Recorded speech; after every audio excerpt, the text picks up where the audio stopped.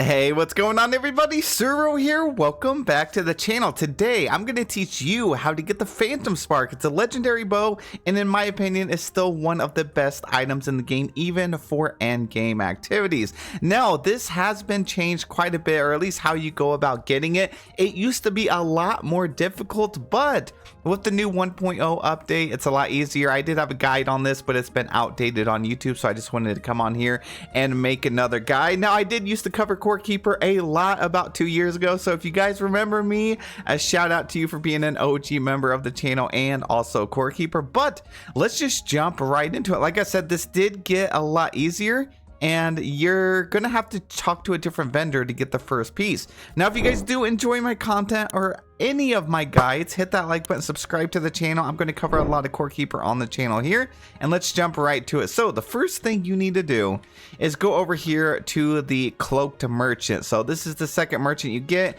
You put the mysterious idol down here, and then you can actually summon him, or at least get him to actually teleport into the room. So he is going to sell the piece that we need. We need this empty crystal here. It's going to be 3,000 ancient coins. That is what we're going to use to put together all these parts. So we're going to go ahead and buy that and just keep it in our inventory. So step one is done. Congratulations. We are moving on to the next step. All right, so we're on our 1.0 world, and what you need to do is find the Sunken Sea. It's going to be on one side of the map. So this big area that's blue, that's the Sunken Sea.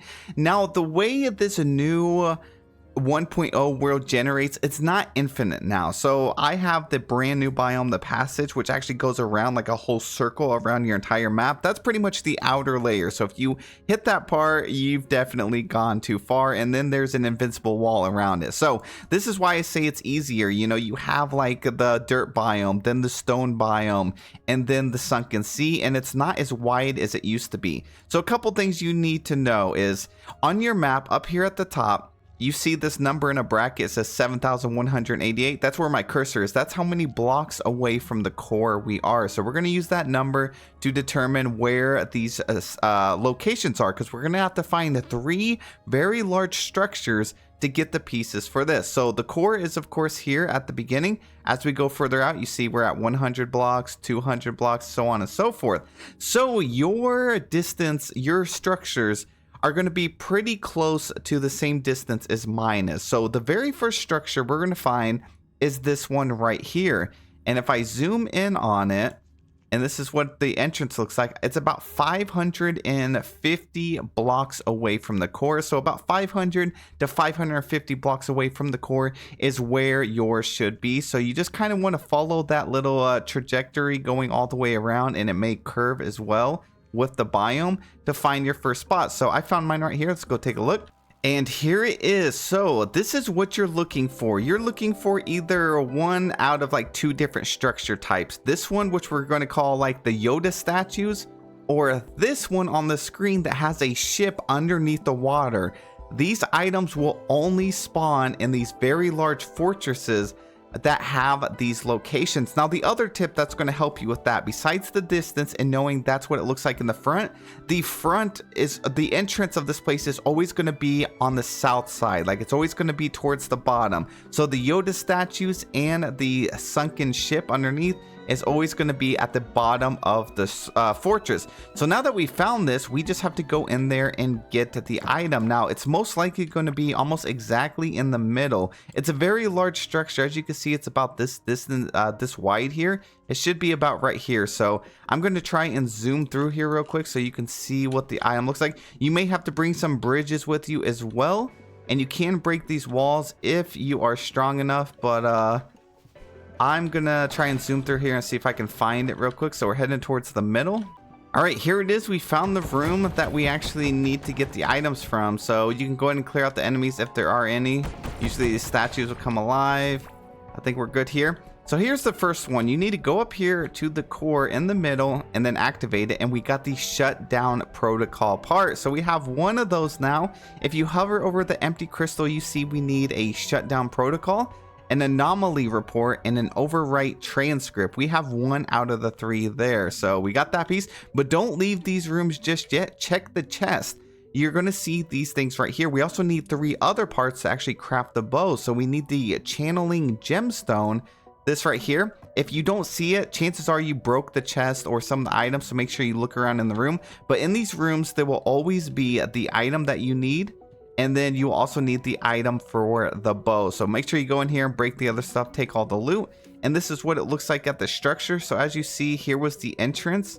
And then as we go back through, see, it's still in line with the doorway. So that's going to help you. And I had to go up a little bit and then navigate through the corridors. And then I found it in this room back here. So that's the first one done. Let's go over to the second location. Alrighty, here we are at the second location. As you can see, we have the ship down here, and it's at the very bottom of the structure here. So the first one was 550 blocks away. This one, if we zoom in and go out the door, it's about 620, so about 650. If we go up, it's going to be about 650 blocks away from the core. So I'm assuming that the room is going to be about right here. So I need to make my way in here and do the same thing that I just did at the last fortress. I'm just going to let you guys watch me this time. That way you have a better idea of how to actually get there. So I don't have an exact idea, but I do kind of know how to navigate over to that area a little bit. You can run from the mobs if you want to and you don't want to fight, but we're just going to keep making our way towards the back. There are chests here with like all kinds of loot and stuff as well. And again, bring some bridges or walls. Walls work as floors now in this update as well, so that's going to help you out a lot too. I think we're almost there actually, so let's keep going up this way. And here it is. So I'm going to defeat this enemy. And now we got the anomaly report. So I'm going to grab that, and we need to find that chest. It looks like it's up here at the top right again.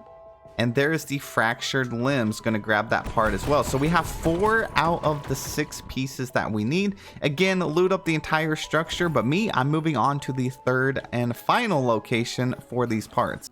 And here we are at the third and final location. So if I pull up my map and I go up here to about the middle, it looks like it's going to be about 800 blocks from the core. So the first one on my world was 550, and then 650, and then 800. So give or take, it might be a little different, but it looks like 800 might be the furthest it could possibly be.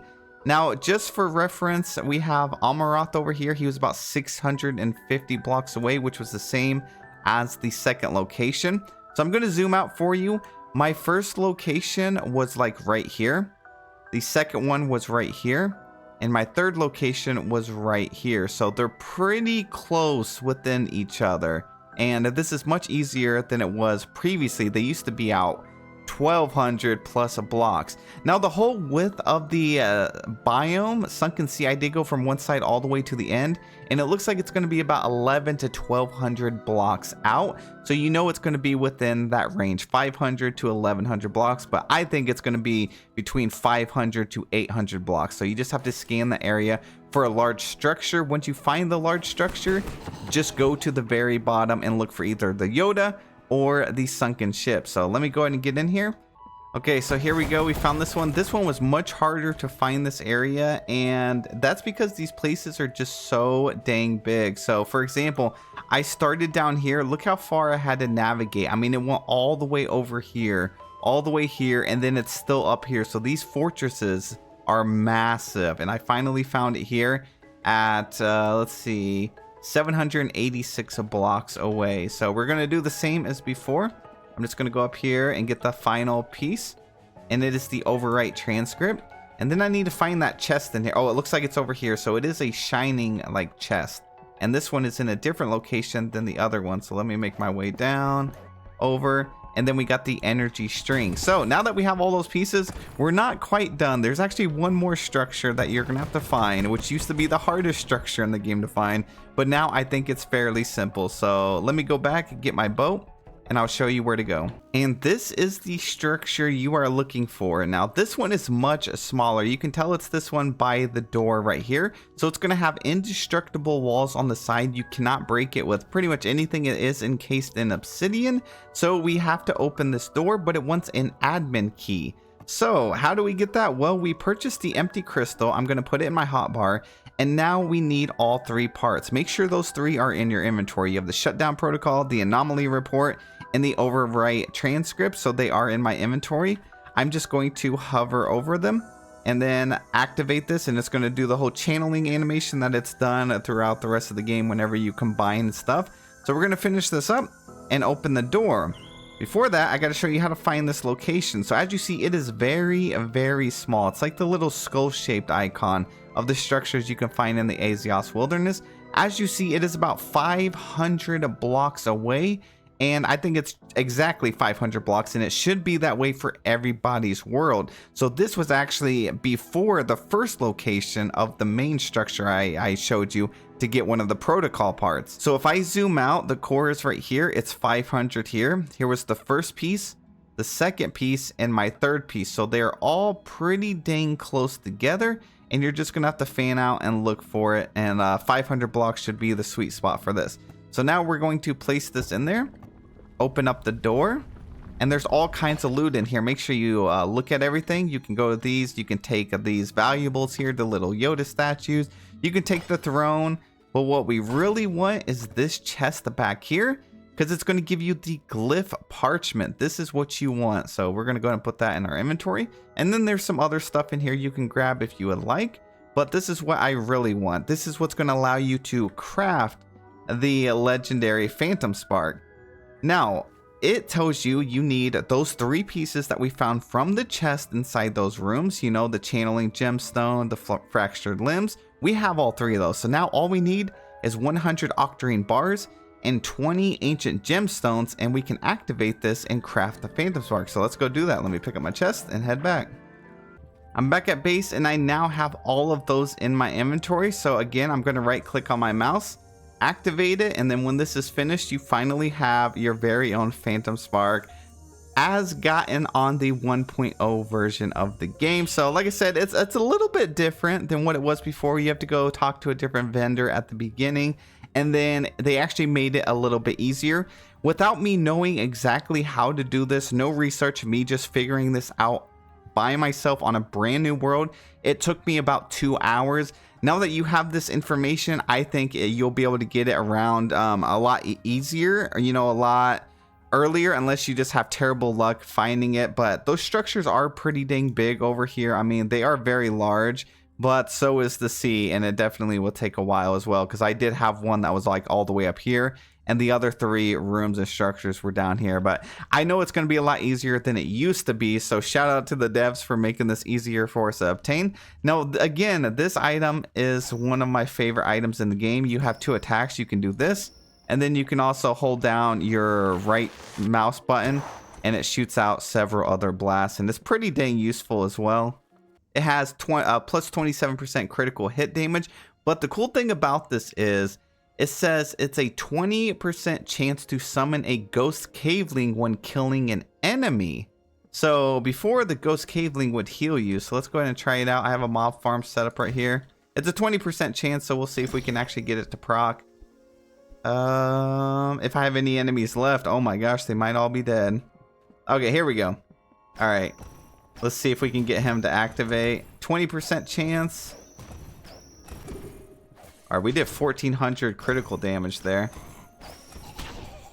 There he is. That's that little shadow guy right there. That's him. So if I get close enough, he's actually going to heal me. But he's too far away, and he's going to help attack too. So it's a pretty cool. And then again, you can sit there and do this and then shoot off multiple beams. But it's an item that I think is really good. I actually used it to defeat one of the end game bosses, and it's something that I keep on with me for pretty much all the time. It also has like no durability. Now, can you upgrade it? Oh, okay, you can upgrade it. Sorry, you can upgrade it, and the stats go up just barely. So it's going to take 50 Solarite bars, 400 ancient coins, and 1 jungle emerald, and then you can upgrade it again and again and again. But again, the stats don't go up too much, but I do recommend upgrading it whenever you can. It's you can't reinforce it. That's what I was thinking. So go over here. You cannot reinforce the Phantom Spark, sadly. It won't even allow you to put it in the slot, and then if you try to do this, you just can't use that at all. But anyways, I hope this video helped you out a lot. If it did, help me out by hitting that like button, subscribe to the channel, and I'll see you guys in the next one.